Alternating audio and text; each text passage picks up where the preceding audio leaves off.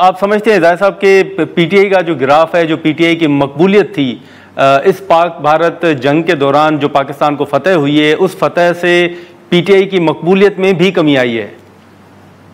जी, जाहिर है कि देखिए, हुकूमत जिसको लोग जो भी कहते थे या जो भी था, या एस्टेब्लिशमेंट भी, वो जो लोग थे ना, वो अभी वो अपनी जो बातें थी उससे पीछे हट रहे हैं और हट गए। जब वो पीछे हट रहेंगे तो जाहिर है कि जो मकबूलियत उनकी थी पीटीआई के, वो उस तरह नहीं रही। बल्कि मैं आपको एक बात बता दूं कि जब इलेक्शन के फौरन 4, 5, 6 महीने के बाद उसके वो चीज़ नहीं रहा, क्योंकि मीडिया में और वो जेल के अंदर जो मीडिया जिस तरीके से वो चलाते, तो जाहिर है कि ये से लग रहा था कि जी वो इसके मुल्क में अक्सरियत है, लेकिन वो बतरजीह कम होता जा रहा था। और अभी ये जो लड़ाई के बाद तो बहुत ज़्यादा इसमें डैमेज हुआ और बहुत कम हो गया, क्योंकि इन लोगों ने उस तरह की इन चीज़ों को सपोर्ट नहीं किया था जो मुल्क के लिए बेहतर था। तो इस पे लोग नाला हैं, ज़्यादा नाला हो गए, और वो ज़्यादा फ़ायदा इस वक्त एस्टेब्लिशमेंट को और हुकूमत को हुआ, पीटीआई को उसका नुकसान हुआ।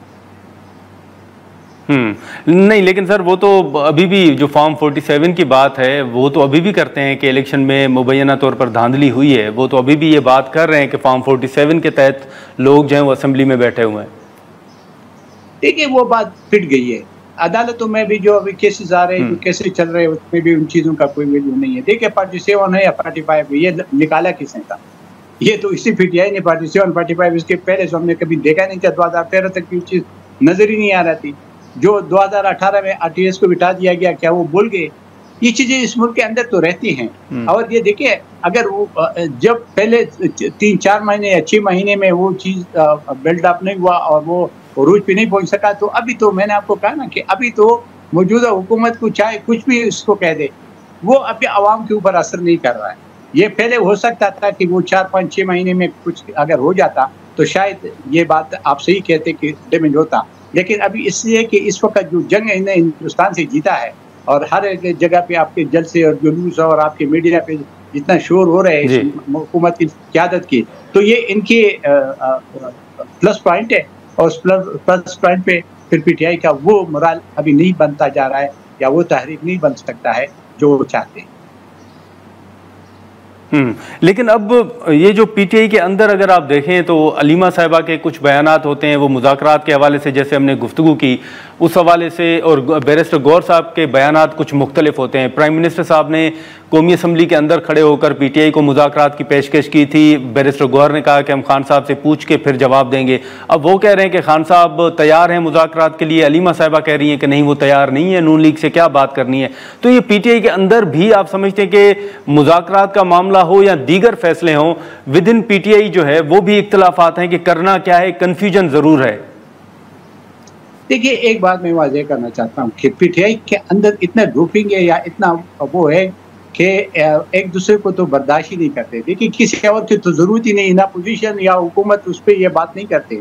ये आपस के अंदर के एक बात एक तरह करते, दूसरा किसी तरह भी। सूबाई हुकूमत में देखो हमारी, वहाँ पे जो करप्शन हो रहे हैं, वो एक दूसरे पे खुद इल्ज़ाम लगा रहे हैं, खुद उसको सबूतें पेश कर रहे हैं। तो ये वाहिद पार्टी है कि इसके अंदर मैंने देखे बहुत सारे पार्टीज मैंने इस मुल्क में अंदर देखी, इक़्तिदार में होती है तब भी और इक़्तिदार के बाद भी, लेकिन कभी इसे तकसीम मुझे नजर नहीं आया। तो जरूर इख्तिलाफ होते हैं, लेकिन इस हद तक नहीं जाते जो अभी वो आप बात करें अलीमा खान और वो जोसेफ है कि क्या उसने जो बात की है वो एक दूसरे को गाली गलोच तक आ जाती है। मैं फिर वही बात करता हूँ कि देखिए, गौर साहब जो है ना, वो एक पार्लिमानी लीडर है और वो पार्लियामेंट का मेंबर है, तो जाहिर है वो बेहतर सोचेगा, क्योंकि वो अपने हल्के में तो जाना है, उसने तो लोगों से वोट लिया हुआ है।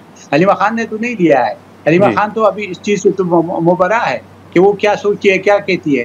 लेकिन जिम्मेदारी जिन लोगों की है जो पार्लियामेंट में बैठे हुए, उस पर दो प्रेशर है, एक तो आवाम की तरफ भी प्रेशर है और एक अपनी लीडर की तरफ से भी है। तो वो ऐसे रास्ता ढूंढता है ताकि वो कुछ ऐसा रास्ता निकाले कि जिससे आप मुतफिम हो। लेकिन मैं आपसे ये इत्तेफाक करता हूँ कि अलीमा खान है या उसके और जो वकील साहिबान हैं जो पार्लियामेंट का हिस्सा नहीं है, तो वो तो चाहते नहीं है, क्योंकि उनका फिर तो जो सौदा जो बेचते हैं बाजार में वो तो फिर नहीं बिकेगा ना, फिर तो बात और हो जाएगी, फिर तो नहीं। लेकिन जाहिद खान साहब, आप समझते हैं कि पीटीआई की जो सूबाई हुकूमत है खैबर पख्तूनख्वा की, सूबे के अंदर भी आप समझते हैं कि सब कुछ अच्छा नहीं है? देखिए जी, सबसे बड़ी इस वक्त जो करप्शन है हमारे सूबे में हो रही है, और उसमें ना मीडिया को जरूरत है कहने के, ना कोई अपोजिशन पार्टी उसके, वो एक दूसरे के ऊपर खुद सबूत भी पेश करते हैं। कमेटीज बनती है, वो कमेटीज को भी फिर पारित कर देते हैं। तो इस वक्त जो हमारे सूबे में जितना ग्रुपिंग वहाँ पे है, उसके अंदर हुक्मरान पार्टी के अंदर तो शायद ये मैंने कभी कहीं भी नहीं देखा है। बहुत ज्यादा ग्रुपिंग है।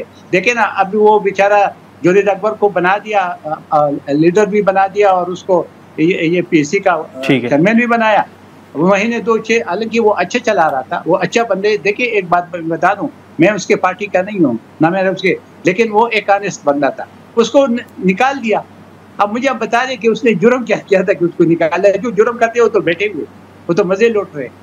तो जो बेचारे सही है, जो पार्टी के साथ मुखलिस है, जो पार्टी के लिए कुर्बानियां दे रहे हैं, उनको बर्दाश्त नहीं करते।